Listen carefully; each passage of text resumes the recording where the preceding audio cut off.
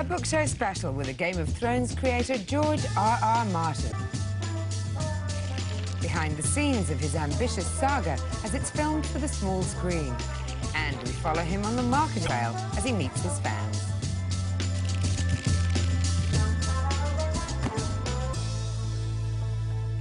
Hello and welcome to a very special edition of The Book Show, where we dedicate the entire programme to just one author. Time magazine described George R.R. Martin as the American Tolkien, and his international best-selling fantasy series, A Song of Ice and Fire, has already sold over 7 million copies. Now, A Game of Thrones, the first novel in his epic series, is about to hit the small screen. So we sent acclaimed author and huge fan of Martin's work, Joe Abercrombie, to LA to meet the man himself. This is what happened when Joe met George.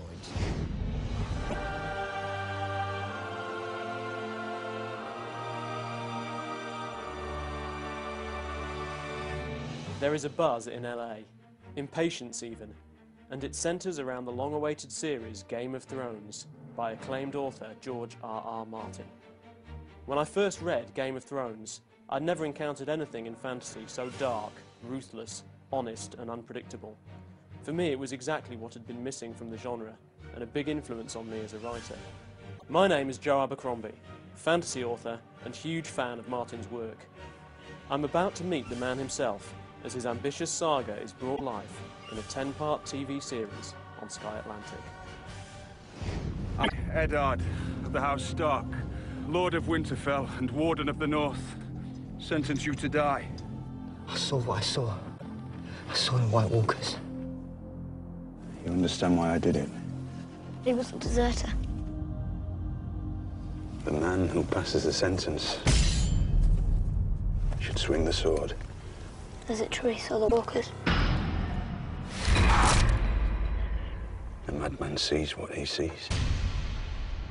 Lord Eddard Stark, I would name you the Hand of the King. I have no choice. That's what you tell your family. Tell yourselves. That's what men always say when on oaths. You do have a choice, and you've made it. George. Hey, Joe. Good to see you. Good to be here again. So for the uninitiated, and this is a tricky question for any author I know because I've been asked it myself, but can you easily sum up the plot? It's about power. Sure. It's about a contest for power. At the core of it, there's a conflict between two great houses initially, House Stark and House Lannister. Meanwhile, outside the Seven Kingdoms, two great threats are rising, one across the sea in the exiled Targaryen siblings, and another one beyond the wall, which is the boundary of the Seven Kingdoms, where a supernatural threat is stirring. So there's a certain amount of instability as the various factions contend for power and for that Iron Throne, for the rule. There's a war coming, Ned. When? I don't know who we'll be fighting, but it's coming. So Sean Bean plays the role of Eddard Stark, who's perhaps the closest thing to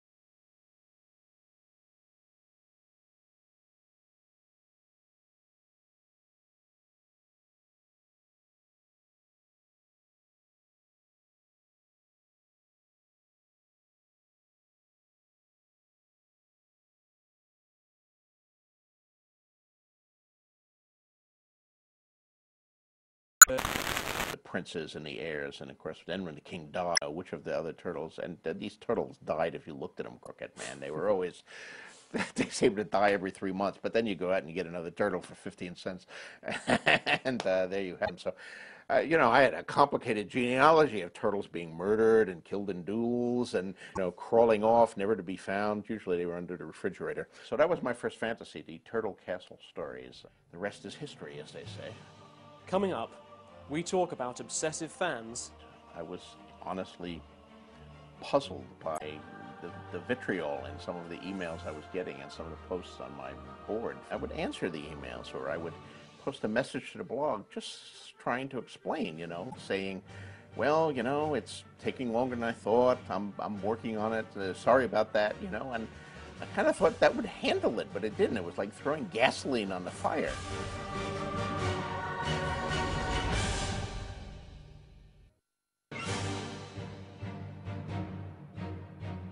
The eagerly anticipated Game of Thrones has been gathering momentum over the past few months. Marketing has gone into overdrive. I am standing next to the Game of Thrones truck, and from where I'm standing, it smells delicious. And fans of George R.R. Martin's epic series, like myself, are beside themselves with excitement. I haven't seen a fervor for a show that has yet to air like this in forever. It is by far my favorite fantasy series that I have ever read. This is my 5th reread. And for George R.R. Martin, sitting with me now. You've spent the last 20 years, longer still, living half your life in Westeros, in a sense. Yes. Now Yes, sometimes I know Westeros better than I know real life, I think. Did it come spilling forth? How easy was it to write? It was the summer of 1991. You know, I was doing primarily work in Hollywood. Beauty and the Beast was over, and I was starting to do development. But I had no assignment, so I began a science fiction called Avalon. And it was going pretty well. I was like 30, 40 pages into it, working on it. And suddenly, the idea for the first chapter of Game of Thrones came to me, the chapter where they find the direwolf pups in snow. And it came to me so vividly that I just had to write it. So I put Avalon aside, and I wrote this chapter. I didn't know what it was. I knew it wasn't part of Avalon. You know, it was completely different. And by the time I finished that chapter, which only took me like 3 days, it did just pour out of me, I knew what the second chapter would be, and that it would be from a different viewpoint. The first chapter had been from the viewpoint of Bran, this young boy who goes out and sees a man beheaded. So I wrote the second chapter, and then I wrote the third chapter, and I never went back to Avalon. That went in a drawer and has stayed there ever since. It sounds like you're quite an organic writer. Yes. You started with Game of Thrones and you ran with it. Do you plan a lot though? These are big, complicated books. Do you feel the need to plan, or do you just follow your nose? There are two types of writers. There are the gardeners and the architects. And the architect, you know, plans the entire house before he drives a nail. He draws up blueprints. He knows how deep the basement is going to be dug, and you know, how many rooms there are going to be, and where the plumbing is going to be. And then there are the gardeners who dig a hole and plant a seed, and, you know, water it with their blood, and then they see what comes up, and they kind of shape it. But I'm much more a gardener. I know where I'm going. I know the eventual end of the book, but I don't necessarily know every twist and turn of the road that's going to get me there. Is there someone in your service whom you trust completely? Yes. The wiser answer was no, my lord.